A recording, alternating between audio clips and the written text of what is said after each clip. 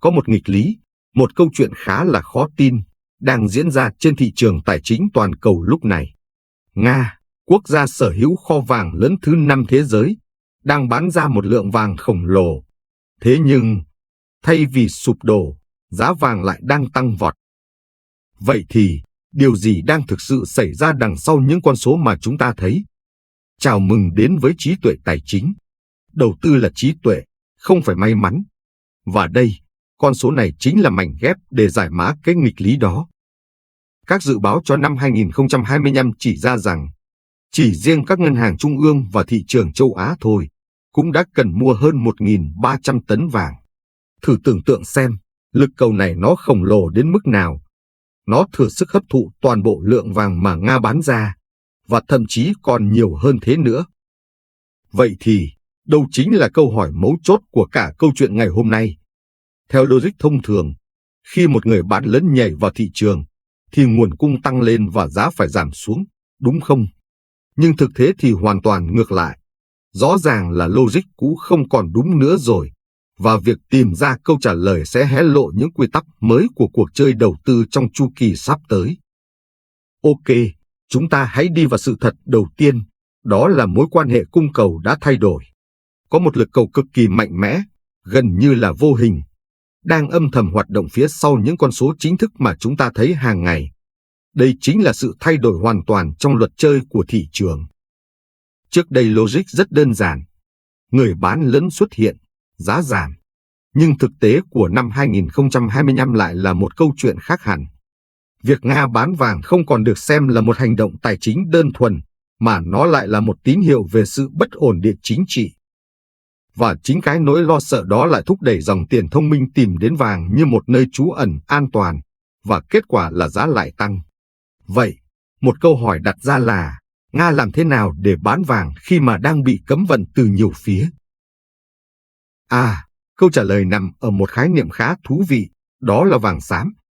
Vàng không được giao dịch công khai ở London hay New York như bình thường.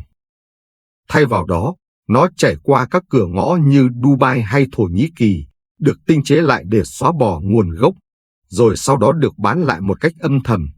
Điều này có nghĩa là lượng vàng thực tế được tuôn ra thị trường lớn hơn nhiều so với những gì chúng ta có thể thống kê được. Vậy thì, những ai đang đứng sau gom hết lượng vàng khổng lồ này? Đó là cả một liên minh rất hùng mạnh đấy. Dẫn đầu chính là Ngân hàng Trung ương Trung Quốc, đã mua dòng liên tục trong hơn 18 tháng qua. Theo sau là các quốc gia khác đang tìm mọi cách để giảm sự phụ thuộc vào đồng đô la Mỹ. Rồi còn có hàng triệu nhà đầu tư cá nhân ở châu Á, những người mà có lẽ đã mất niềm tin vào thị trường bất động sản, và cả các quỹ đầu tư lớn trên thế giới nữa. Họ cũng đang chuẩn bị cho kịch bản Cục Dự trữ Liên bang Mỹ sắp cắt giảm lãi suất. Tóm lại, mấu chốt ở đây là gì? Vàng, nó không còn đơn thuần là một món hàng hóa nữa rồi. Nó đã trở thành một tài sản chính trị, một thước đo cho sự bất ổn của cả thế giới. Giá của nó bây giờ không phải là câu chuyện ai bán ai mua, mà là thước đo cho nỗi sợ hãi của toàn cầu. Được rồi, đó là sự thật thứ nhất. Giờ chúng ta hãy cùng nhau xem xét sự thật thứ hai, và xem bức tranh lớn nó hiện ra như thế nào nhé. Cái sự thay đổi này nó không chỉ diễn ra với vàng đâu. Toàn bộ khái niệm về một tài sản trú ẩn an toàn đang được viết lại từ đầu. Trước đây, cứ hễ có biến động là tiền lại chảy hết về đô la Mỹ và trái phiếu kho bạc Mỹ. Đơn giản vậy thôi. Nhưng mà sân chơi sau năm 2024 thì khác hoàn toàn. Vì những lo ngại về nợ công và lạm phát, dòng tiền thông minh giờ đây phải phân tán rủi ro dài nhiều kênh hơn. Nó là vàng vật chất, nó là các loại hàng hóa chiến lược như dầu, đồng, rồi cả vàng kỹ thuật số Bitcoin, và thậm chí là cổ phiếu của các công ty AI hàng đầu. Và đây chính là chân dung của một danh mục phòng thủ kiểu mới, của thời đại mới. Nó không còn là tất tay vào một thứ nữa, mà là một chiến lược đa tài sản. Mỗi thứ có một vai trò riêng của nó, giống như một đội hình vậy. Vàng để chống lại bất ổn, Bitcoin cho sự phi tập trung, tiền mặt để giữ thanh khoản, hàng hóa để chống lạm phát, và cổ phiếu công nghệ để nắm bắt tăng trưởng. Rồi, bây giờ chúng ta sẽ nói về một vấn đề cực kỳ quan trọng và rất đặc thù với thị trường Việt Nam. Trong khi cả thế giới đang vận động theo một quy luật mới, thì nhà đầu tư trong nước lại đang phải đối mặt với một cái bẫy rất riêng mang tên vàng SJC. Chỉ cần nhìn vào biểu đồ này thôi là chúng ta thấy ngay vấn đề. Cái khoảng cách này nó không thể nào chối cãi được. Mức giá mà một nhà đầu tư Việt Nam phải trả cho vàng SJC luôn luôn cao hơn rất nhiều so với giá vàng trên thế giới.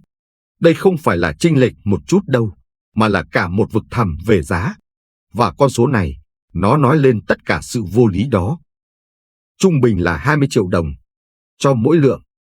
Điều này có nghĩa là gì? Ngay từ lúc chúng ta bỏ tiền ra mua, chúng ta đã ở thế bất lợi rồi, đã thua ngay từ vạch xuất phát. Chỉ cần giá vàng thế giới điều chỉnh nhẹ một chút thôi là người nắm giữ vàng SJC đã có thể thua lỗ rất nặng. Vậy tại sao cái bẫy này lại tồn tại dai dẳng như vậy? Nó đến từ 3 lý do chính. Nguồn cung vàng miếng ở trong nước thì bị giới hạn. Một thương hiệu thì gần như chiếm vị thế độc quyền. Và quan trọng nhất, chính là tâm lý đám đông. Cứ mỗi lần nghe tin giá vàng biến động là mọi người lại ùn kéo nhau đi mua, tự đẩy giá trong nước lên cao tít mặc kệ giá thế giới đang ở đâu. Ok, vậy là chúng ta đã hiểu rõ các sự thật các cạm bẫy rồi. Câu hỏi quan trọng nhất bây giờ là chúng ta nên làm gì? Đây chính là phần chiến lược, phần hành động. Thông điệp cốt lõi của toàn bộ buổi phân tích hôm nay có thể gói gọn lại trong một câu thôi. Luật chơi cũ đã hết thời rồi. Việc chỉ chăm dựa vào những quy tắc đầu tư cũ không còn hiệu quả nữa. Trong cái chu kỳ mới này, việc có một chiến lược phòng thủ đa tài sản không còn là một lựa chọn nữa mà là một yêu cầu bắt buộc để tồn tại và phát triển. Và đây là một cái khung tham khảo rất thực tế để chúng ta có thể bắt đầu hành động. Nếu số vốn còn khiêm tốn, khoảng 10 triệu, thì mục tiêu chính nên là bảo toàn, ưu tiên vàng quốc tế hoặc USD. Khi có nhiều hơn, tầm 50 triệu, chúng ta có thể bắt đầu nghĩ đến tăng trưởng bằng cách phân bổ thêm vào Bitcoin hay cổ phiếu. Và dĩ nhiên, với số vốn lớn hơn nữa, việc xây dựng một danh mục đa dạng, phức tạp hơn để tối ưu theo chu kỳ chính là chìa khóa. Câu nói này thật sự tóm gọn lại toàn bộ triết lý của chúng ta.